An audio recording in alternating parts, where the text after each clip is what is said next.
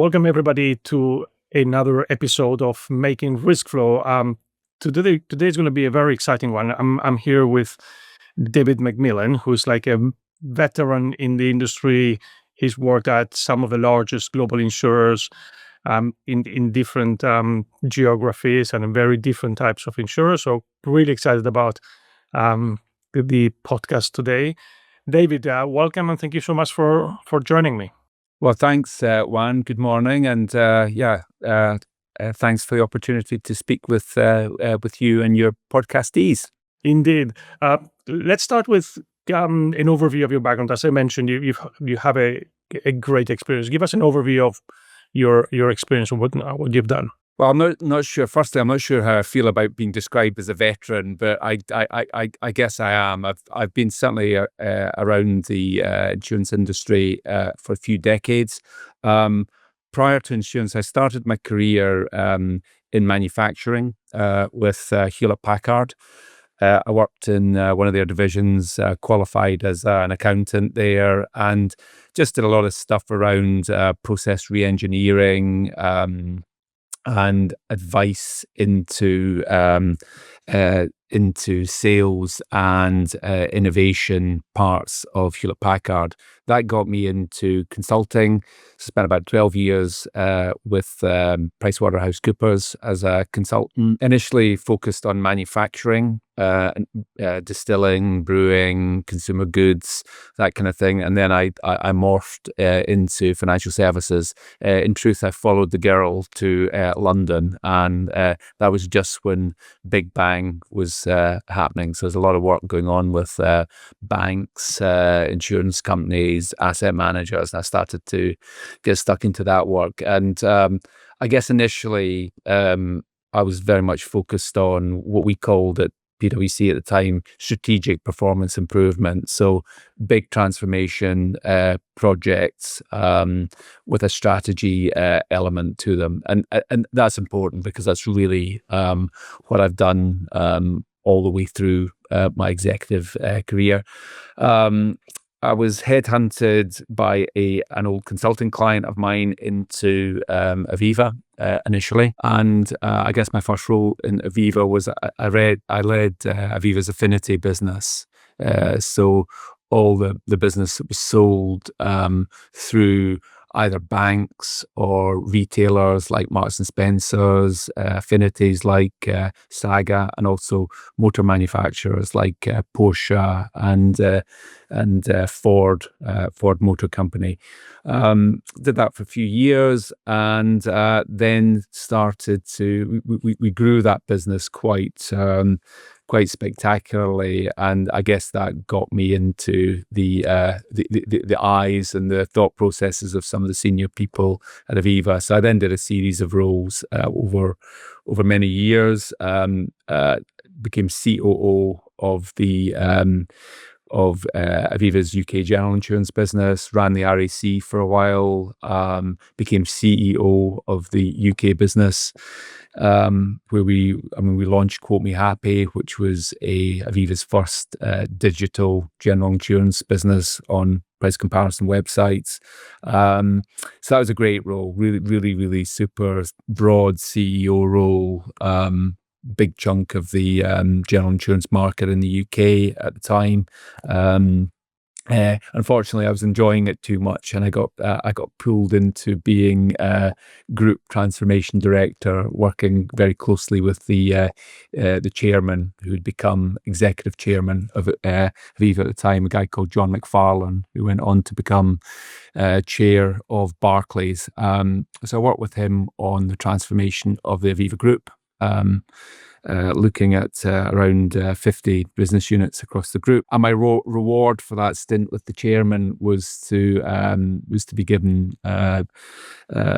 ownership or CEOship of Aviva's European and EMEA businesses. So this was businesses from I guess in the West, Ireland, all the way through France, Italy, Spain, Poland, Lithuania, and we also included within the European portfolio, India and Turkey. So very, very kind of broad remit across general insurance, asset management, life insurance and businesses, mixture of growth businesses and also businesses that were in real kind of change and turnaround. I guess from there, I was approached by QBE to become their group COO.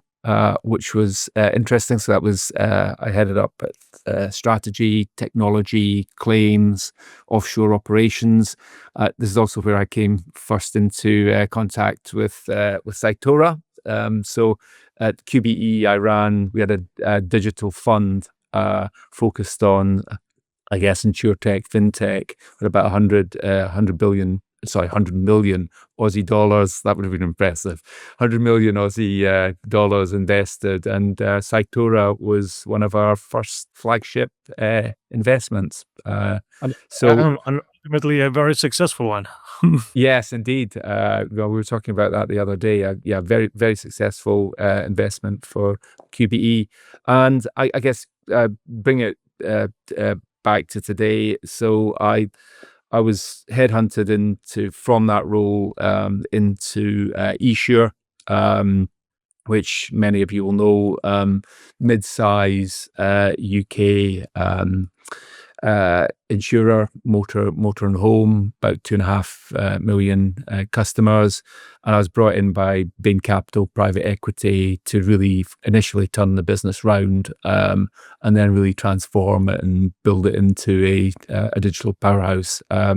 Did that for 6 years, and we sold the business to Ageas, the Belgian insurer, in April 2025, handed over the keys in October 25, and I guess I'm now embarked on a portfolio career, and the first role I've taken in that is a role as chair of Jensten, which is a UK commercial broker. It's been through a bit of an acquisitive history, so it's done probably about 30 acquisitions in the last couple of years, and we're looking to continue to on that journey, trying to build a I guess commercial insurance powerhouse that can go up against the likes of Howdens and Ardonna. But I'm very early into that. I started that about 3-4 weeks ago. So, and also backed by Bain Capital.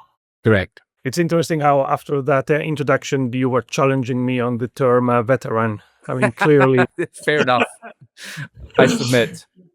Yeah, I think it's obviously you've worked in, as I mentioned, in some of the largest insurers, but I think what's particularly interesting is your transformation angle to all of them, right? In all of them, you were either doing a turnaround or just accelerating growth, but it was not about just a business as usual type of role. And I think it's also particularly interesting your background in, you mentioned manufacturing. I'm sure you did a lot of lean activities in there, and how that all those fundamental concepts apply to insurance too, right? It's like, how do you transform the insurance operations by removing waste and just focusing on what drives value? Well, I did back to my early consulting days. I mean, I did a lot of work that was around how do you structure a factory that is, it's got raw materials at one end and it's got customers at the other. And certainly when I first came into financial services, I very much had that mindset of, is this factory well set out to, and are the processes well set out to service customers? And to your point, Juan, I certainly found initially, and I think it's still true today, that there is so much waste and dysfunction in a lot of financial services companies. The technology's not joined up, the processes are not well joined up, and as a result, services as our customers are not being well serviced. And I guess in spirit, a lot of that thinking was invested in the eSure transformation. I think that the fundamental of lean, of you should remove any step that is not directly providing customer value, I think aligns very well with what you just described, right? Yeah, I think we're very ideologically aligned on that. Okay, so perhaps building on the, I think the Issuer experience probably is, well, is your latest one, but also brings together a lot of your experience. So let's start with, obviously, Issuer, as you said, it's a mid-sized insurer. When you took the keys of Issuer and the turnaround, what were the pillars of of like the investment thesis? When did you think you're gonna outcompete much larger insurers in the market? Well, look, I think there are a couple of things that we anchored on quite quickly. And I guess the first one was culture. So eSure was a 20-year-old company when I joined it. It had originally been very, very innovative. It had been in the vanguard of companies that had moved from broking to telephony. So it was like Direct Line at the time. It was a pioneer in terms of telephony based insurance, and it was also in the vanguard of companies that had gone into price comparison websites. So it had an innovative heritage, but I think it'd been pretty underinvested in for the period immediately before I joined the company for many reasons. It hadn't properly adapted to digital, and culturally, it was really, really quite introverted. It was very proud, very introverted, and quite slow moving. And we wanted, I guess I had a sense of trying to create a company that was humble, but humble from a perspective of looking out at the world with a big, big ambition. So we did a lot of work initially on culture and also on mission and purpose. We set a purpose for the company of fixing insurance for good.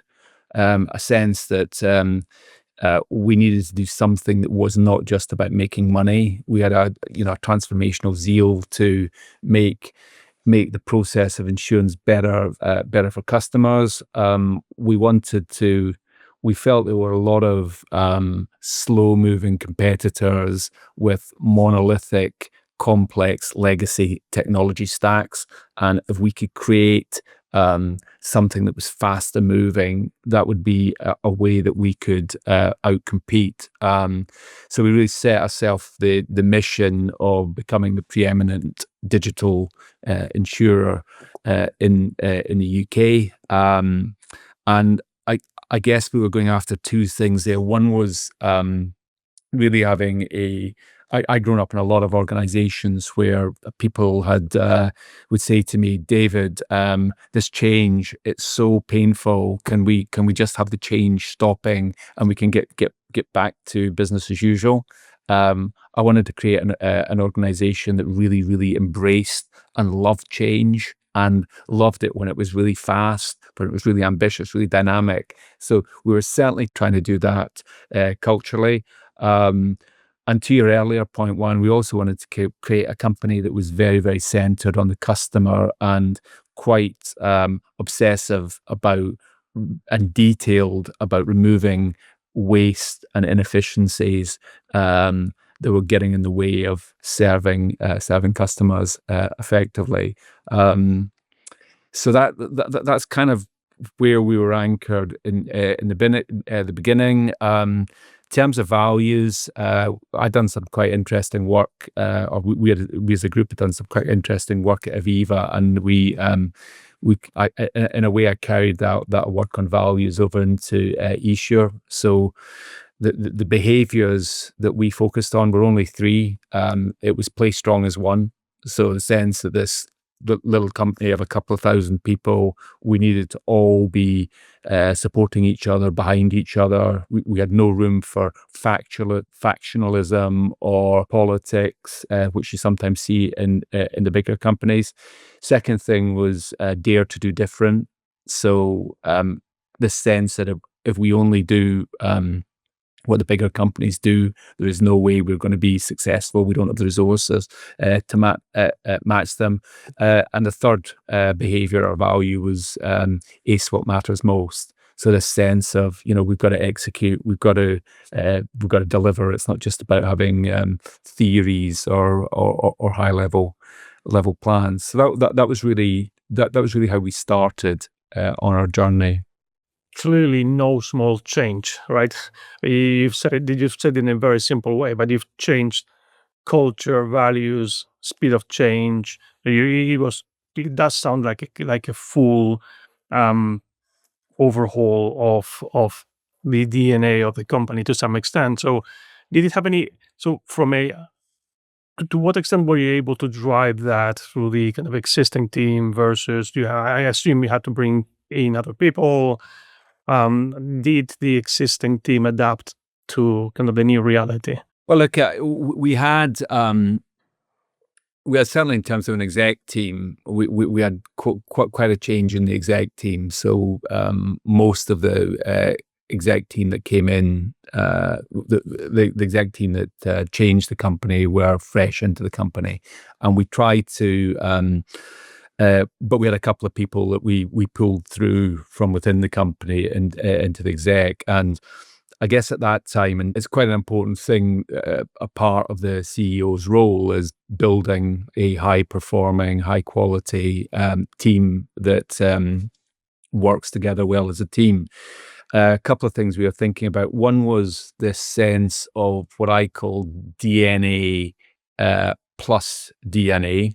And by that, I mean having enough insurance DNA so you don't blow yourself up by not understanding how an insurance company works, and how the balance sheet works, and how claims and underwriting and all these good things work. So that's the DNA part. The D and A part is digital and analytics. So we really invested in bringing talent from outside the sector to really help with innovation. So, for example, the CTO, Andy, he had no financial service or very little financial services experience. He had built the platform at Skybet, so very much from the gaming industry, which we thought was interesting. We thought it was quite analogous to pricing risk.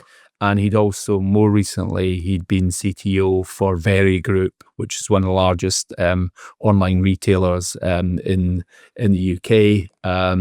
The CFO came from Tesco Bank and Virgin Money, so kind of innovative banking type background. The chief commercial officer came from British Gas, Centrica. Again, retail energy, and so on. So this, and I brought insurance. The chief claims officer came out of Discovery in South Africa, which is one of the probably most advanced companies in terms of telematics, but also with an insurance background. So this kind of sense of bringing together a team that had strong insurance financial services credentials, but also real digital analytics, data transformation capabilities. So there's a lot of change in the executive team, and a lot of change down the organization. But one of the other things we were really focused on was trying to bring opportunities. So during the time, we pulled a lot of people out of frontline customer service roles, people that had come in as contact center operators, trained them up to be data scientists, or trained them up to be scrum masters or analysts or whatever. So it was, I guess the whole talent story is really quite a big part of the overall esure story. It is not as easy as it sounds, right? To execute. It wasn't on that.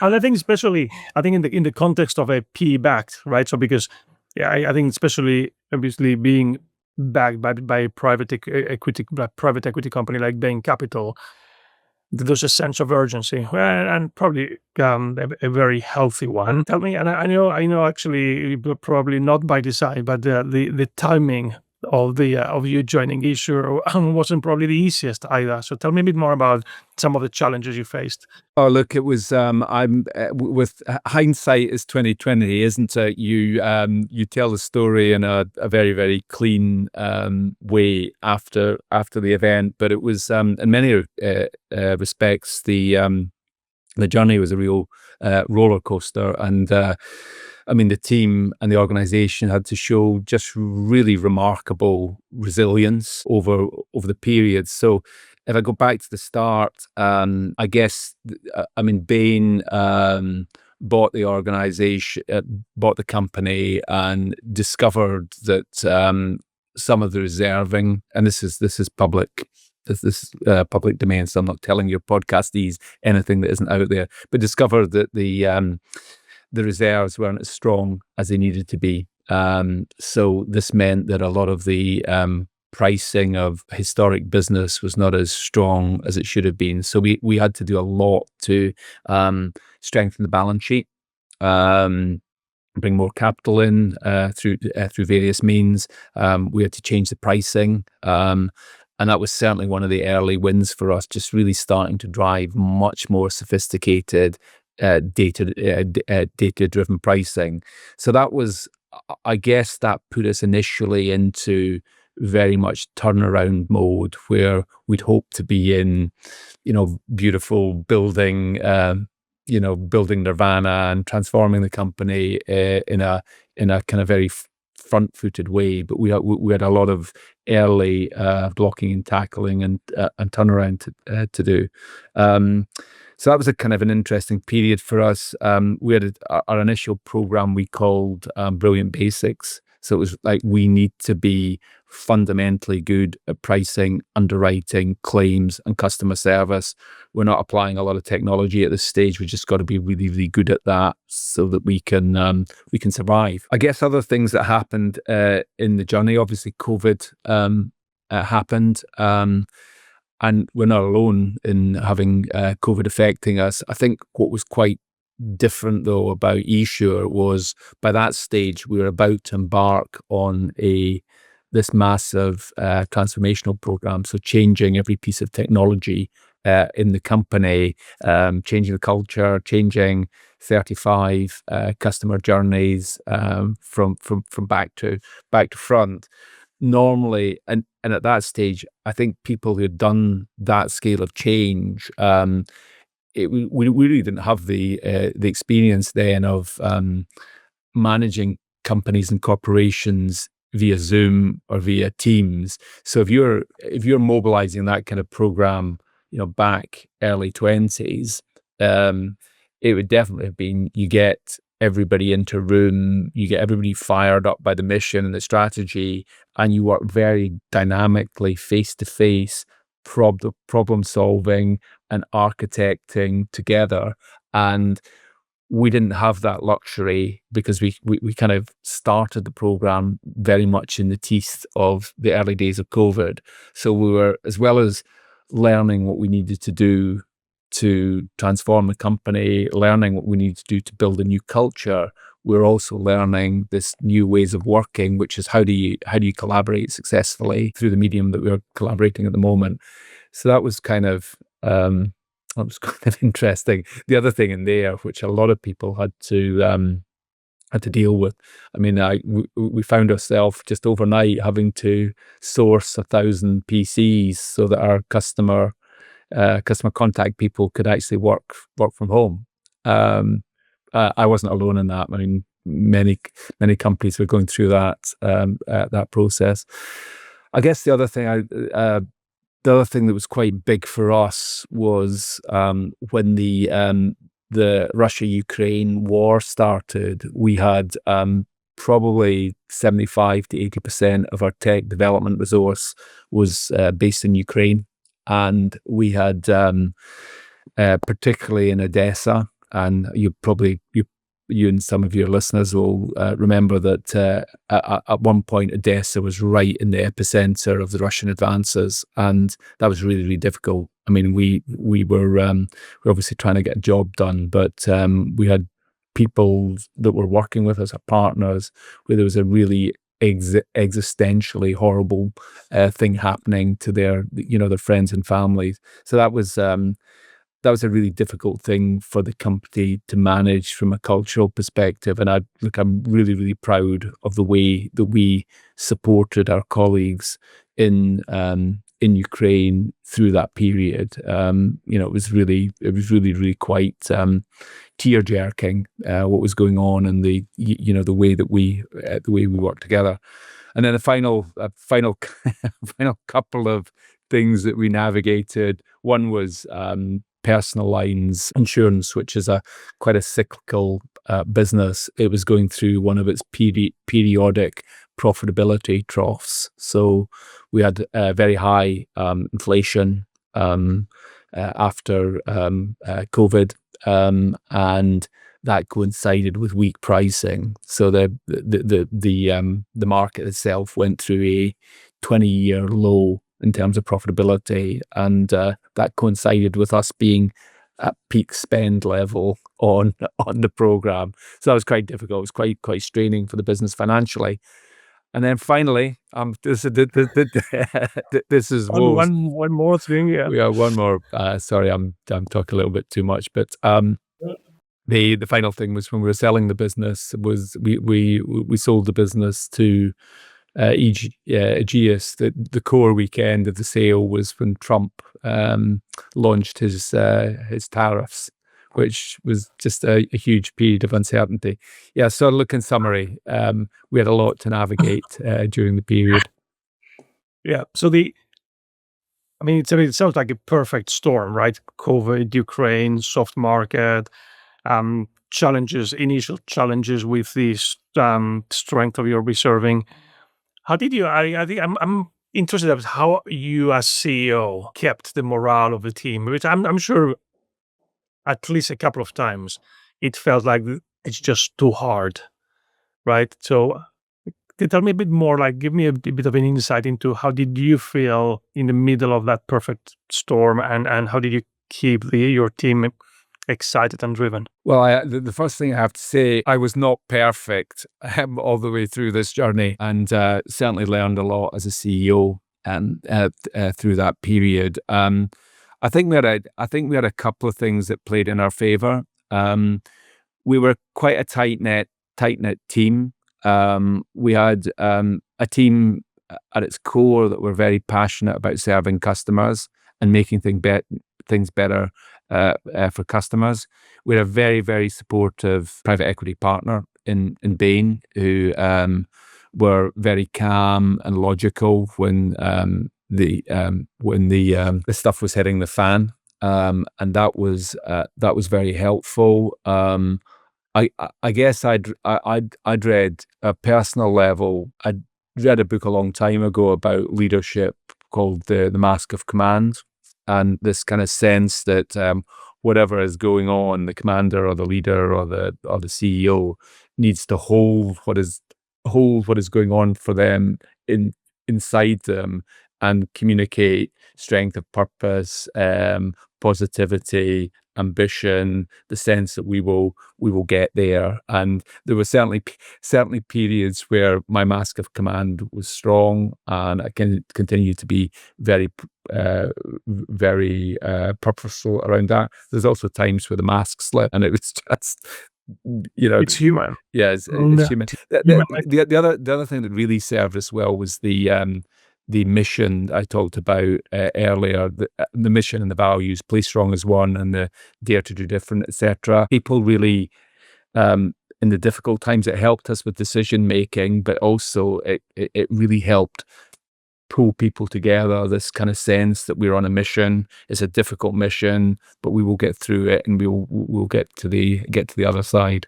Well, one of the points you made earlier about the transformation you drove was about kind of revamping the whole tech stack of esurer, right? And really, driving a much stronger data and analytics sophistication in the business. Can you talk a bit more about that? Sure. Look. Well, as I said, one of our values was dare to do different. We thought at the time most of our competitors in the UK, particularly the bigger players, were guide wire houses, and a very obvious low risk thing for us to do would have been to take guide wire as our primary platform. Rightly or wrongly, we didn't do that. We went with I guess a challenger company called EIS for our core kind of policy engine and claims. They were based on the west coast of the US, but with this capability in Eastern Europe. We felt that would give us just a much more dynamic stack, microservices built in, completely cloud native, and quite interesting capabilities on the data side. So we put that at the center. We built Amazon Connect as and we're one of the first, certainly in financial services, to implement Amazon Connect in Europe, which is a really kind of dynamic, multi-channel, again, very, very data-rich way of running customer service. A couple of innovative picks, and I think all in all, we probably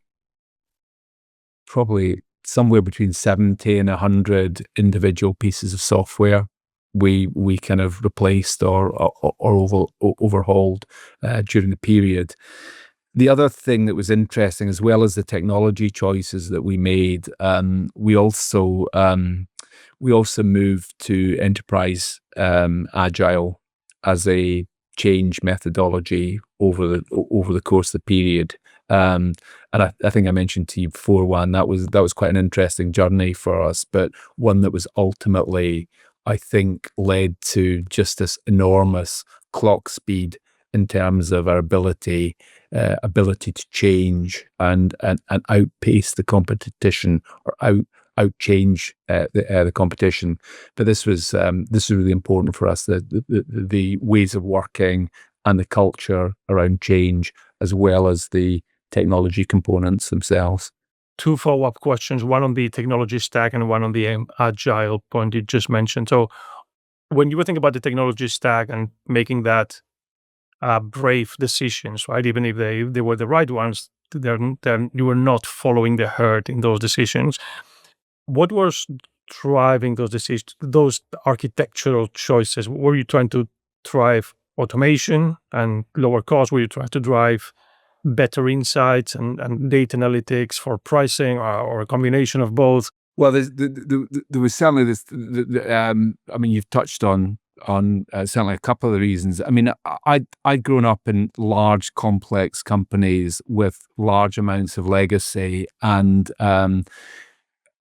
I thought there was a real benefit in being able to have all your data in one place, dynamically updated on a real-time basis. I'd never managed to achieve that because the complexity of the legacy and the complexity of the business that I'd previously been in just didn't allow it. And we felt that if you could do that, you would just have huge insights in terms of how you price business, how you create propositions, how you tweak customer journeys, how you make decisions in claims. So that sense of having a really integrated, dynamic data set, we felt was really important. The second thing was that we were very, and some of this comes from my days with Cytora, working with fintech. We are conscious that there's huge dynamism in terms of the kind of fintech type offerings, and we sense that would continue to innovate. So we wanted to have a technology stack where you could plug and play different components. So at times you might have software you develop yourself. Other times you might go out to a vendor. So the interoperability, the APIs that allowed you to connect different components in a very dynamic way and a very pacey way were really important. that was also important for us in terms of our relationship with the main price comparison websites. So we were at 90% of eSure's business came from the price comparison websites. We certainly became the partner of choice for the PCWs, not because we were the biggest, but because we could react quickly, we could implement new ideas quicker than anyone else. So I guess the data set was important, but also the ability to innovate by having a very flexible, dynamic, and open platform was also important. And I guess the use case, and ultimately all of that supported us starting to, certainly when I left, we were one of the leaders in terms of AI deployment. And it was a lot easier because we had a really curated data set. We had a data set that had over 1 trillion data points in it, and we were updating the daily updates on that data set. We were putting about 35 million new data points a day into the data store. So that kind of architecture really supported the launch of AI. And this is where like execution eats strategy for breakfast, right? There's like some of the concepts you've described are simple, and obviously like you want to have all the data related to your policies. So having the insured, the policies, the claims together in and connected. Like nobody would argue with that, but reality is like very few insurers right can even do basic things like matching a policy to a claim, right? So I think it's huge. Yeah, look, we were helped by the fact we were a relatively simple business. So we were 1/2 distribution channels. So we had price comparison websites, and we had direct, and then we had really 2 products, motor and home. If you compare that with some of the bigger players, an Allianz or an Aviva or an AXA, who have got all the distribution channels, they've got all the products, they've got commercial and personal lines, and they're typically sitting on decades, certainly in general insurance, decades, and in life insurance is even more of legacy technology. So we had I guess we had a cleaner and simpler start point, but we also had that was our mission. Our mission was to transform it. And it's a lot more difficult to do really big technology change as a listed company, where you've got your pressure is to deliver quarterly results to the city. One of the advantages of private equity is you can have a period where you're investing really strongly in a business to ride a J curve effectively. Yeah. You're more midterm focused. That was one of the points I wanted to ask you. I mean, you mentioned your transition to agile earlier on, and in one of our previous conversations, we touched on conceptually agile makes a ton of sense and obviously drives value, and it's very focused on customer value and driving value fast. How do you manage that with a private equity investor, which I assume would be kind of more used to like business cases, long-term investments? Like, tell me a bit more about those dynamics of when you went to your board and said, well, we're moving to agile, we will deliver value, but we cannot tell you what's going to be delivered next month. Well, look, I think this is probably one of the trickiest things we had to navigate, and I think at the the last 12, 24 months of my tenure at eSure, the agile process was really working well. We'd matured all the technology was in place. So you were starting to innovate and apply agile to a relatively mature stack. Whereas at the beginning, we were trying to evolve it at the same time as making a lot of technology choices. We were trying to persuade the board and the investor to make the investment. So I think if I go back, I'm maybe not answering your question here.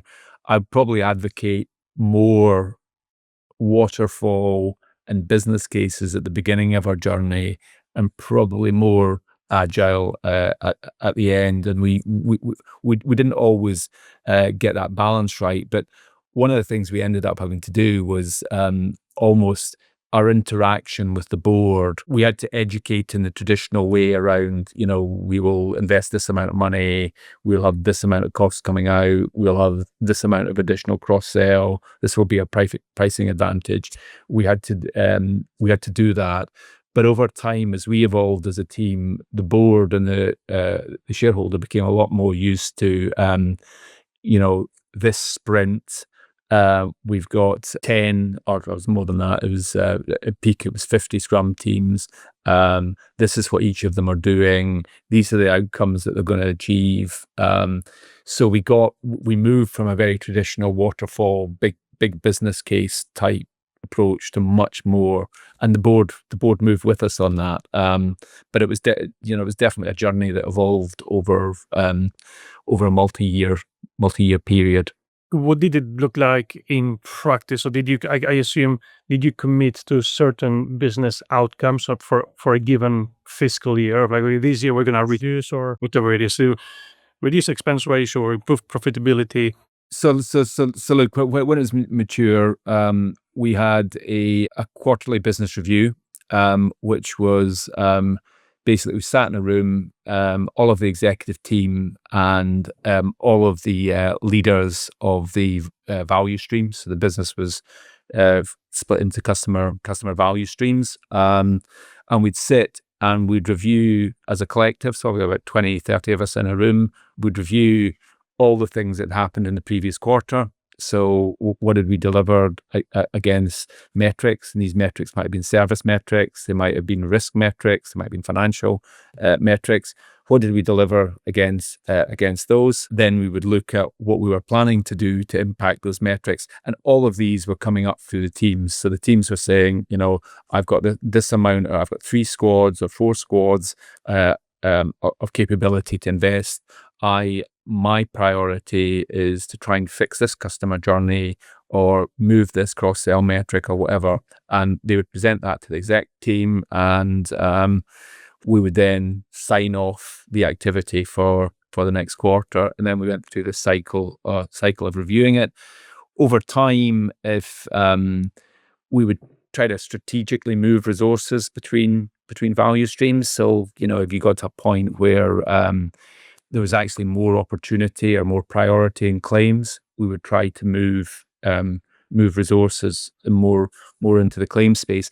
But I think what's helpful about that approach is, if you're sitting driving change in the business, in a part of the business, you own your change capability. You've got to account for it every quarter, but you really, really own it. So you're not in this endless business case and going up into some bureaucracy at the center, and you never know if you're committed or not. You can really, really get on with the business of changing things for the benefit of the shareholder or the benefit of the customer. And I found that as something that eSure was the first time I really saw that working properly at scale.